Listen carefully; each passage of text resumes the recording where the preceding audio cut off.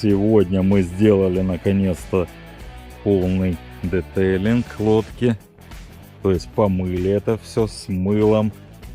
Вот с той девушкой-профессионалкой Вероникой. Она здесь на пальме местный абориген.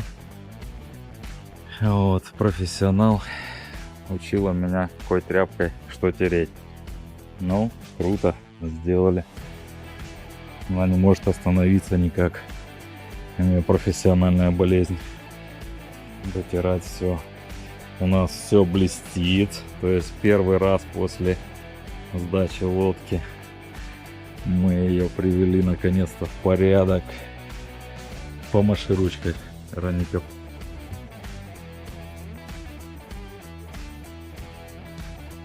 Смотрите, как она блестит. О, это круто. С флайбриджа. Начнем с флайбриджа. Наконец-то можно показать лодку.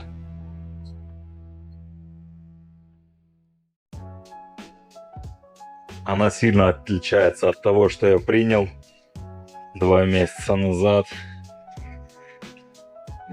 Много было технических неисправностей.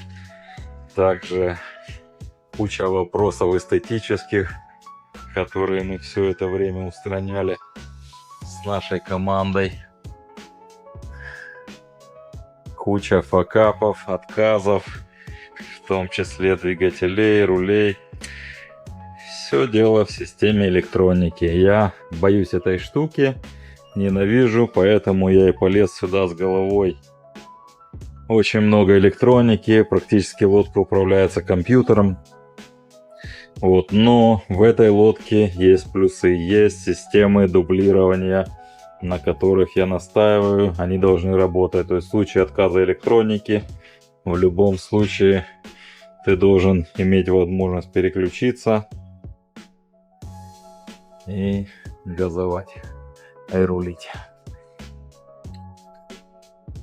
Хочу немножко рассказать о верхнем посте управления нашей экспедиционной яхты. Вот здесь большие 2 мультифункциональных дисплея стоит. На одном выводится вся информация о лодке, компьютер. Вот на втором выводится навигация, радар, все дела. Ну, собственно говоря, они могут быть взаимозаменяемы по содержанию. Дальше, что у нас тут есть? У нас тут табличка Emergency Situation, радио call, радио переговоры.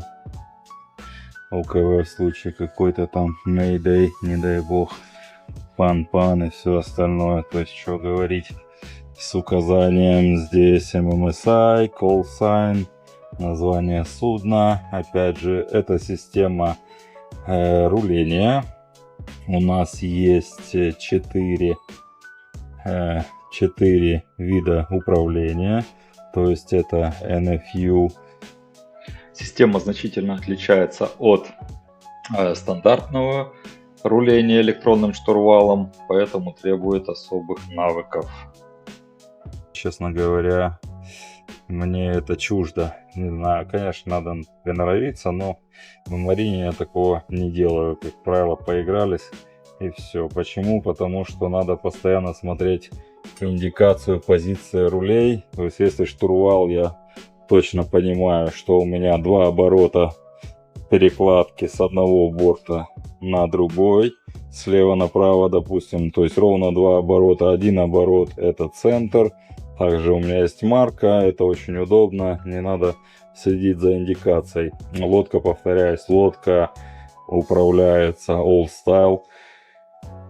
Собственно говоря, это значит, что она не управляется в раздрай движками, она слабо управляется болт-растером, она управляется посредством поворота рулевых перьев и попадающего потока воды с винтов. Дальше у нас система Praxis, это, собственно говоря, штурвал, вот, переключение. Потом автопилот, переходишь на автопилот. Puruno стоит у нас. Сомнительная такая штучка, потому что, как правило, включаешь, забываешь здесь перейти. Вот такое, надо постоянно. То есть тренировки. Это указатели положения перьев. Перья рулевые, они независимые. Тут стоит система DockMate Control. То есть выступают задние рули. Вместе с винтами выступают как боутрастеры. Это теоретически, пока система еще сырая, не опробована. Эта система обычный джойстик управления боутрастером. Носовой боутрастер стоит, понятно, корн, ОКВ станция, система управления двигателями, 2 двигателя. То есть очень такая электронная система, очень легкая в переключении, малоощутимая, надо привыкнуть. Это вот тачпад для мониторов мультифункциональных дисплеев. Вот, собственно говоря, пост управления. Вот так он выглядит. Обзор с флайбриджа великолепный. Бесконтроль идет. Всего и вся. Я могу видеть, немножко выглядывать приходится. Я могу видеть кормовую часть, полностью правый борт, не отходя от штурвала. Для того, чтобы вот соседи, кстати, пришли, будут сейчас швартоваться. Для того, чтобы выглянуть на левый борт, тоже нам можно подойти. Третий. Все. Сам транец я могу смотреть через проход. Вот тоже видно. То есть обзор шикарный. Вот ребята швартуются. Красавчики. Надо выйти помочь. Да, пойдем поможем. Гриль у нас тут. Моечка. Ай, как начистили и блестит. Красота. У нас тут в кокпите стоит 2 холодильничка, то дометики, очень крутые холодильники, переносные, 220-12 вольт работают. Тут работает у нас в качестве морозилки, шикарно, минус 20 градусов, все, что хочешь, заморозит. Тут у нас спасательные всякие дела.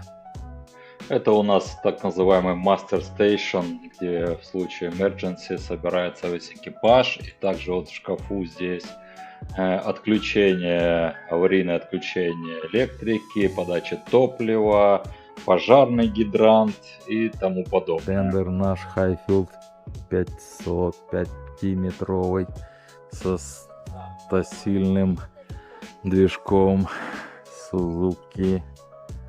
Классный. Быстрый, с консолью полноценной. Там у нас камера, которая непонятно что показывает. Красивые закаты, кстати, с этой камеры можно смотреть. Не более. Вот. Ну и охранную зону. Машинное отделение покажу. Тут у нас карбоновый трап. Коротковатый, правда, но тем не менее. Vanguard.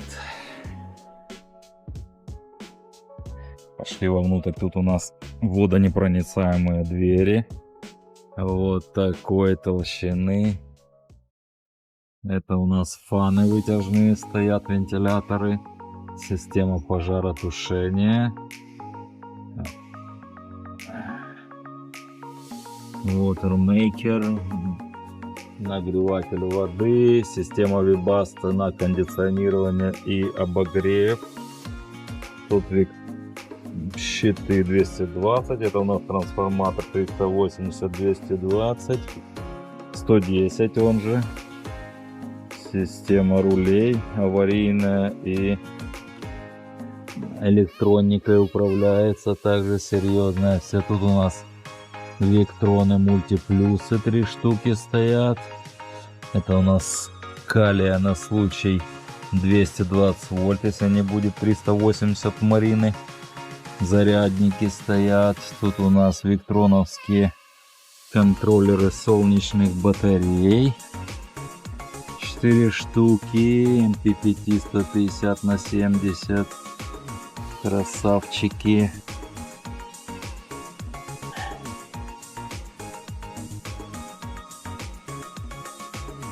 Инверторы. Система Praxis электроники. Это система, которая управляет лодкой. Здесь у нас мое любимое место. Верстачок. Наконец-то здесь порядок. На лодке должен быть порядок. И тут у нас куча всяких полезняшек, вкусняшек. У нас есть тиски. Тут у нас система Praxis. Высоковольтные трансформаторы 600 вольт. Тут у нас батареи высоковольтные от Praxis. То есть вся эта система для того, чтобы могли работать эти движки. Что за движки у нас стоят? У нас стоят John Deere. Обычные тракторные, хорошие, надежные движки. 150 лошадок. И плюс к ним стоит электродвигатель. То есть система гибридная. Можно ездить на электрике, но недалеко. Можно использовать электродвигатель в качестве генератора. Что прикольно. Знаете, сколько дает этот генератор? 30 киловатт каждый двигатель. 35 даже максимальная отдача. То есть в сумме 2 электродвигателя, они же генераторы, выдают 70 киловатт заряда.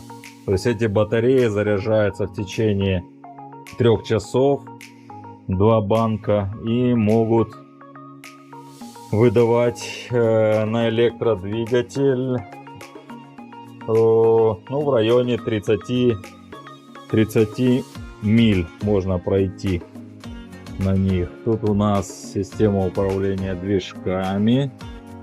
Всякие тут помпы, это коллекторы идут на топливо.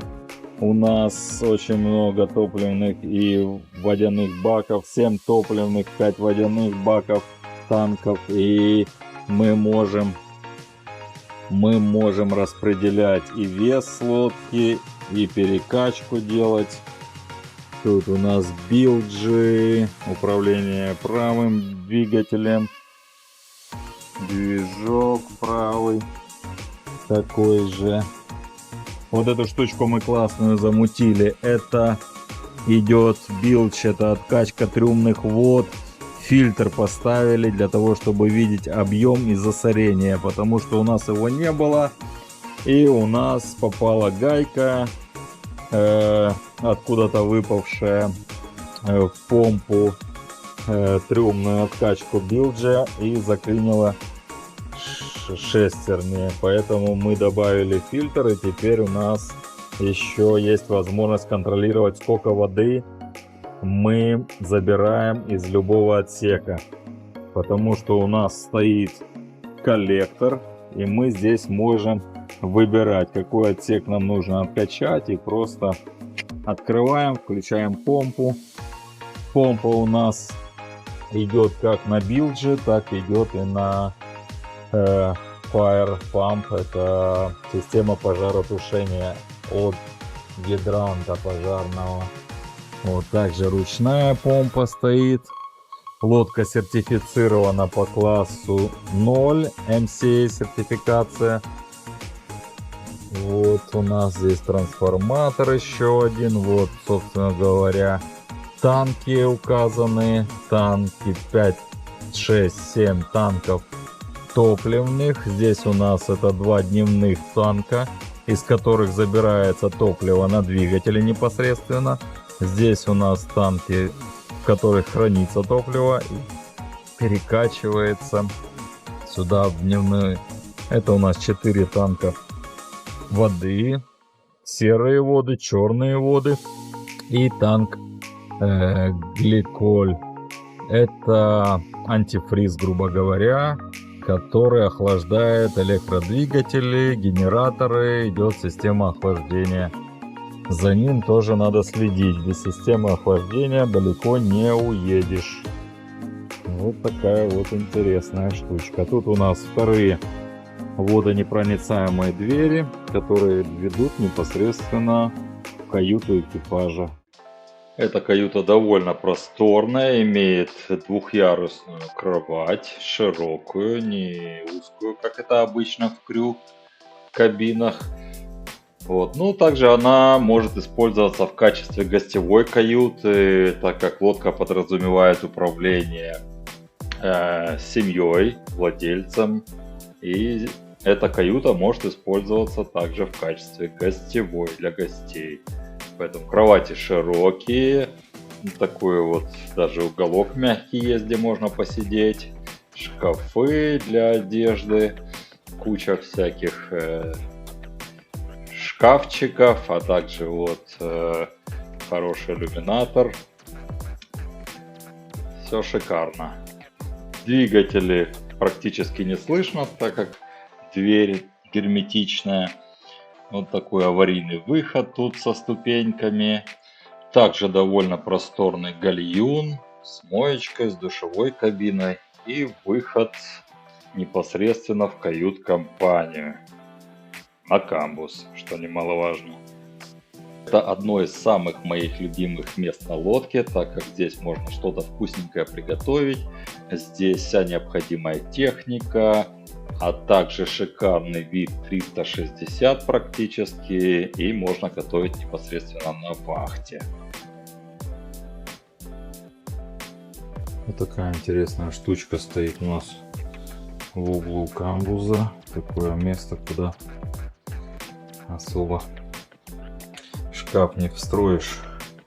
Здесь у нас открывается шкафчик, выдвижной ящик. Здесь у нас тоже выдвижной ящик. А между ними иногда делают там всякие системы, крутящиеся, вертящиеся, выдвижные. Вот, а здесь у нас такая интересная штучка. Тут есть кнопочки.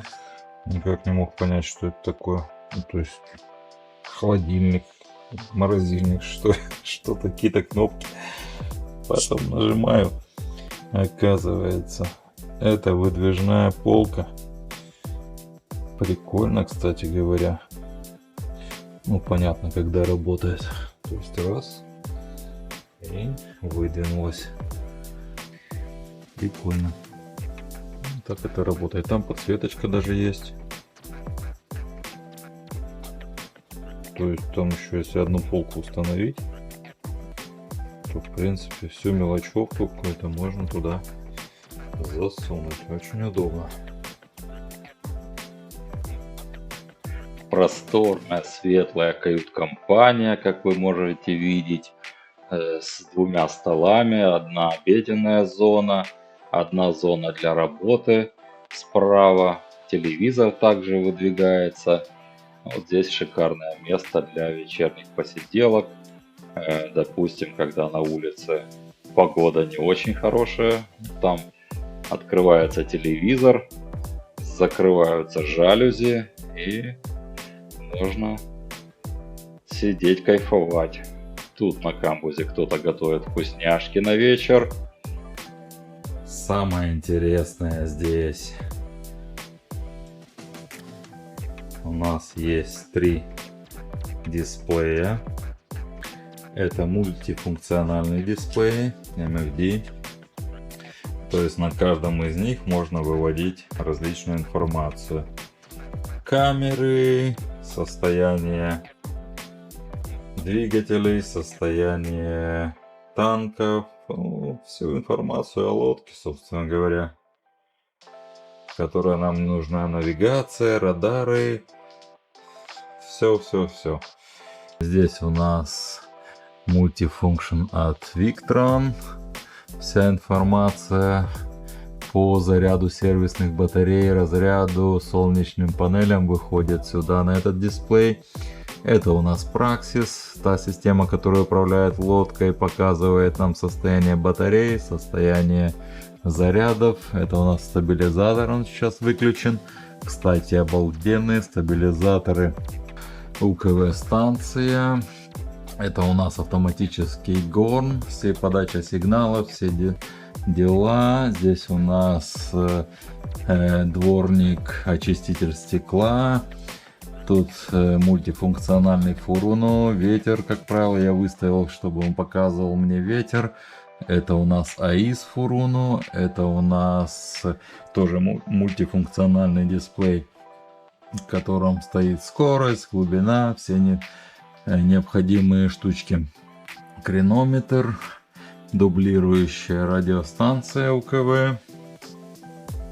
Здесь у нас переключение, как и на флайбридже, переключение видами управления. Позиция левого руля, позиция правого руля. Это у нас запуск рулевых помп. Также управление гидравликой, помпами. Это у нас NFU контроль, джойстиком рулить. Поднятие, опускание якоря, лебедка якорная. Тачпад для двух дисплеев, нет, для одного, для этого, для левого самого фуруну Navtex идет оповещение, погода, навигационные опасности, различные штуки. Тут у нас система пожаротушения. Это у нас Bow Thruster, подулька рулевая, носовая. Управление, контроль двигателем, переключение, то есть переключение в режим генератора, переключение в режим электродвигателя, то есть контроль левого, контроль правого. Это у нас управление двигателем. Дальше у нас здесь навигация, Praxis система. Система DockMate Control. Это, грубо говоря, ассистент по маневрированию на электродвигателях. То есть система включает подрульку и два независимых пера руля, которые работают тоже как кормовая подрулька. Вот, джойстиком все это дело управляется. Вот. Сидишь как в игре играешь. Автопилот. Тачпад для правого и центрального монитора. Принтер мультифункциональный лазерный. Также DockMate контроль. Можно управлять лодкой с помощью этого пульта. Очень удобно, когда небольшая команда. Ну, вот такие вот ништячки. Когда оно все работает, вся электроника, это все просто шикарно. Когда это все ломается, мы штурвал переставляем на аварийное место. Тут идет напрямую гидравлика, никакой электрики, электроники, и рулишь. Тяжело, но работает. Неоднократно проверяли. Удобные кресла стоят с амортизацией. Вот такое вот место рулевого у нас шикарное. Так, тут у нас система FLIR. Ночное видение, очень дорогая штука. Термальная камера стоит на крыше у нас. А сейчас пройдемте под главную палубу. Тут у нас размещается гостевая кабина в носовой части. Довольно широкая кровать. В проходе у нас шикарная стиралка, сушилка, она же, и мастер-кабина.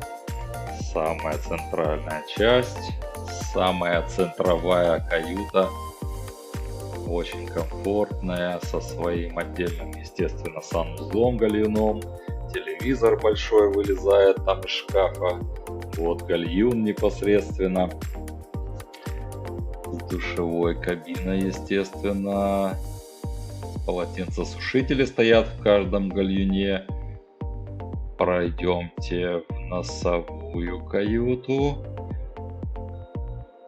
Вот у нас шикарная тоже носовая каюта. Большая кровать, king size. Освещение, большие иллюминаторы. По бортам стоят люк в палубе, он же аварийный выход, вентиляторы, все такое. Ну, понятно, система кондиционирования в каждой каюте, подсветочки различные, довольно все удобно, шкафчики, локеры, все, что душе угодно. Также тут небольшой мягкий уголок, можно посидеть, можно сложить что-нибудь сюда. Красивая подсветочка. Очень все, очень даже, как говорится, дорого-богато. Естественно, свой роскошный санузел с душевой кабиной. Возвращаемся обратно на пост управления, так называемый Вилаус, откуда мы через пантографическую дор выходим на палубу, на бак. Тут у нас запасной якорь алюминиевый. Не очень я люблю эти Фортнес якоря. Мой опыт возни с ними неудачный довольно. Но как бы главное, что он крепко прикручен к палубе. Надеюсь, использовать его не придется. Тут у нас на баке имеется мощная якорная лебедка шпиль 220 вольт, якорь 110 килограмм Рокна. Довольно таки мощное устройство, 14 миллиметров цепь, такой прекрасный якорный ящик, я бы даже сказал якорная бочка. Довольно удобная система со сливом воды. Куда удобно у нас помещается 110 метров якорной цепи с разметочкой, конечно. И цепь закреплена к корпусу вот, мягким соединением. Также там у нас хранится нож, чтобы можно было в случае чего отрезать цепь. Ну, это в аварийной ситуации, естественно. Вот это вот форпик так выглядит. Вот, панель управления лебедкой. По обеим бортам у нас расположены спасательные плоты Sea Wolf океанского типа, которые снабжены гиростатом для аварийной автоматической отдачи в случае затопления судна, ну а также буй и пирп. По всему периметру крыши у нас установлены солнечные панели общей мощностью около 6,5 киловатт, но это номинальная мощность, по факту больше 2 киловатт мы пока не получили в хороший день. Заберемся на самый верх, на крышу, на хардтоп флайбриджа. Тут также стоят солнечные панели, такую удобную лесенку установили. И тут главное оборудование навигационное, 2 радара стоит у Руно NXT, дублирующие радары по своему функционалу идентичны. Также стоит Navtex антенна, также УКВ антенны стоят. То есть все, что необходимо для навигации, для комфорта. Вот. Ну, естественно, это Starlink, без которого сейчас современные яхты не обходятся. Хочу показать, насколько лодка стабильна по сравнению с соседями. У меня пиво на столе стоит. Это вообще сосед постоянно качается, даже в штиль. Алкон. Что-то местное, наверное.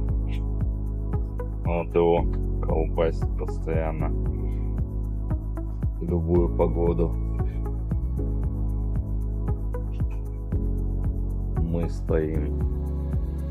Относительно их очень даже стабильно. Вот сосед справа стоит, довольно-таки хорошая тут лодка. Тем не менее, его колбасит тоже больше, чем нас.